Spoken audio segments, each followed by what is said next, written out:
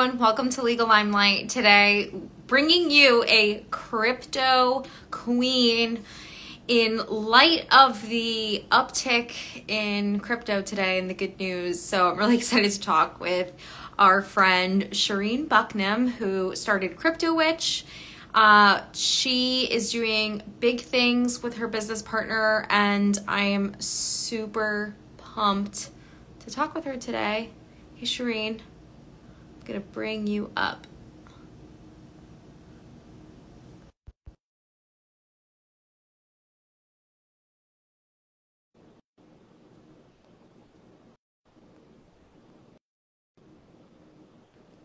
Okay. Hopefully that worked. Hey. Hi. How are you? Oh my gosh, I'm so good. I was started to introduce you, and it's so funny that today, with all the good news in crypto, it was just, very fortuitous to have you on today. Totally. With XRP being deemed like not a security, it's super exciting. It's amazing. Yeah, so thank you so much for coming on. I do these because they're fun and they're, like I was having conversations with people I was connecting with offline, and we decided to do these and share with the community because there's so much we want to know about you, why you started and how you started Crypto Witch. I know that I'm already like hooked on the content and was like, oh my God, I need to have you on. So tell us a little bit about you and the company. Sure. So I first started investing in crypto in 2017. I had heard about Bitcoin in 2011, but I didn't really understand it for years. And of course, everything is clearer in retrospect, in hindsight.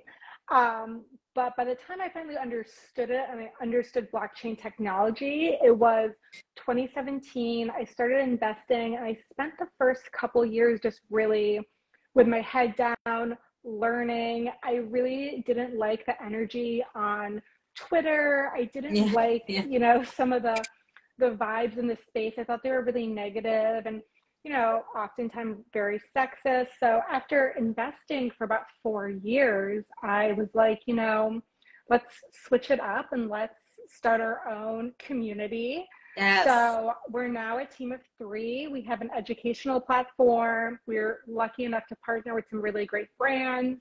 And basically our energy is just like, no question is too small. Come how you are, learn. We're very femme forward. And, I think the best way to teach people about crypto is just to give them the basic information and they can make an informed choice if it's the right type of investment for them.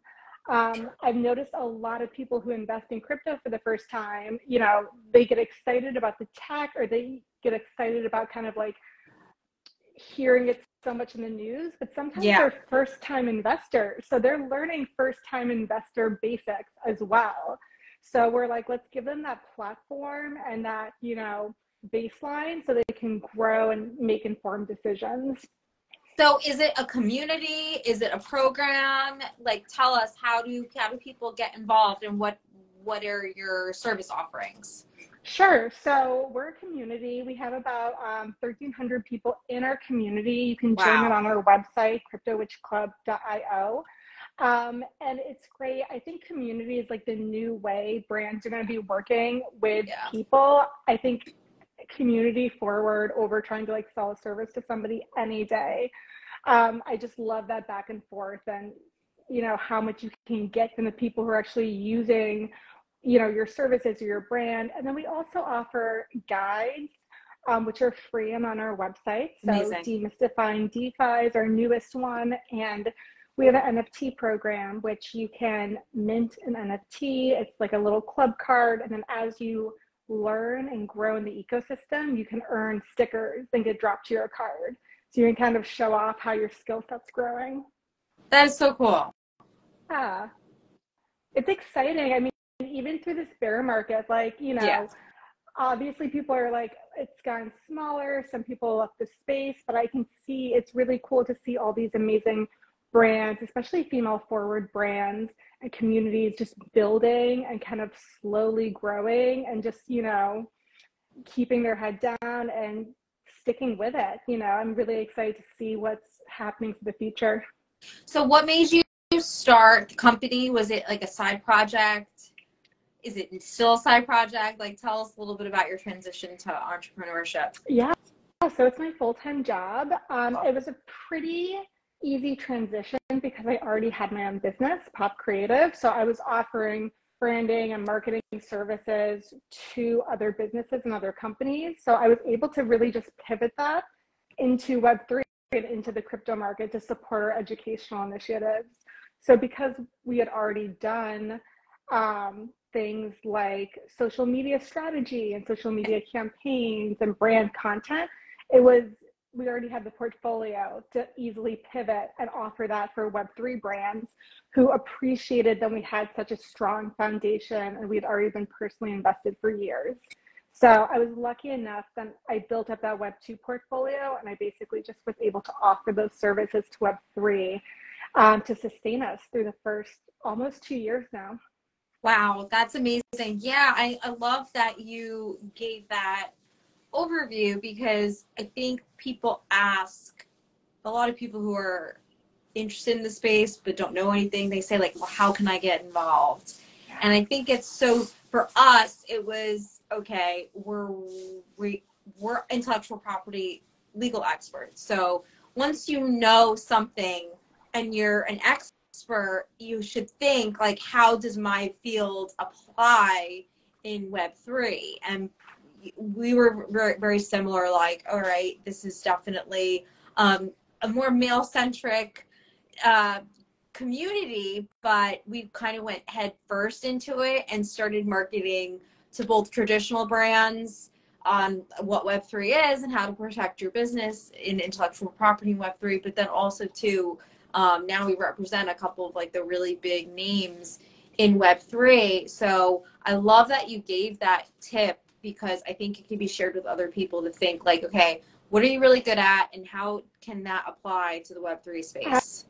Absolutely. Like if you're a project manager, you can apply that to Web3 brand. If you're a creative director, you can apply that to Web3 brand. If you're a lawyer, you can apply that to Web3 brand. Like it's absolutely, skill sets are transferable. You just have to have the passion and the interest and show that you understand the nuances of Web3, which, I love that. it's just like learning anything else.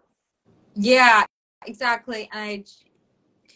When I remember when I started early in my career, some of the older lawyers would just say, oh yeah, I give it to the young people. Like, give the Instagram agreement to the young people. Like, they're going to figure this out. I don't feel like learning.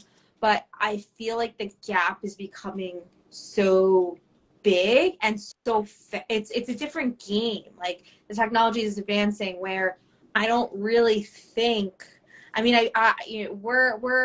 we're in it, right? But I do believe that even for people who are doubting any of this, like, there's going to be a point where you really can't escape it. I do think it's going to touch people's lives. It's still early, but eventually. Do you agree with that? Do you think like people are going to be immersed in it more? Absolutely. I mean, I really see it as the next phase of the internet. Blockchain tech is enabling Web3. And, I feel like a lot of the pushback or a lot of the disinterest is very similar to what we saw in the .com era, where people are like, this is a passing fad. I don't understand it. It's not going to replace written work. But, when there's technology that can really change the way things work, and, in Web3, it provides the opportunity for digital ownership for the first time, and I think I can't imagine moving forward in technology without having blockchain and Web3 implemented. I mean, it's just about educating people on what they're missing. Because I think people don't even know, when you buy a movie off Amazon, you bought the Titanic, like, special edition, right? Like, you don't actually own it. Like, it's still on Amazon. You have permissions to watch it on Amazon, but it's not something that you can hold really in a wallet, and it's not something you can sell to somebody else. It's not something you can rent out to people. So, the fact that you can do that now with digital items is so crazy. And, even being able to tokenize things like real estate or tokenizing stocks, like that's super exciting and cool to me. So, I mean, I think there's so much further to go, but right now we're just in those very early .com-esque stages. Yeah, and like I was a history major, so it all fascinates me, and I'm just watching it. I'm watching the same thing happen. Like, people, even from a legal perspective, people are like, "Oh, are there going to be intellectual property laws?" And it's like, of course, Of course. it's just going to be applied to new mediums. And then there was an article written when the internet came out, like, "Oh, this is the death of IP," because the second it used to be that you had to like reproduce something physically to knock it off. And now with the click of a button, you can distribute content globally all over, instantly. And people were freaking out about that. So and you use this word ownership that I love. Like, I need to write. It's such a philosophical question, like the concept of ownership now. And what exactly does that mean? What rights are you given? And so it's like, I find it so fascinating because it's the point of like dematerialization where we can have more ownership of digital things, which is like getting rid of more of the physical things and dematerializing things, but also intellectual property ownership. Yuga Labs with Bored Apes totally changed the game by granting intellectual property rights to the art. Like, wild. And so I think we're just going to see this landscape. I have no idea where it's going to go, but I'm just like so fascinated by it. Totally. And like, I'm interested to see how it evolves and how people's mindsets shift. I think you can already see a lot of like the big finance people shifting their mindset on blockchain tech. And, the people who were once like Bitcoins for people who gamble or who are buying drugs online are now like, this is a revolutionary technology. And I'm like, okay, like people's minds can change. It's cool to see the evolution, but I think in the future, 10, 20 years from now, there'll be so much blockchain technology and self-custody kind of woven through everything. You're not going to really distinguish what's blockchain based and what's not. It's just going to be just like similar to how we see the internet now. Yeah.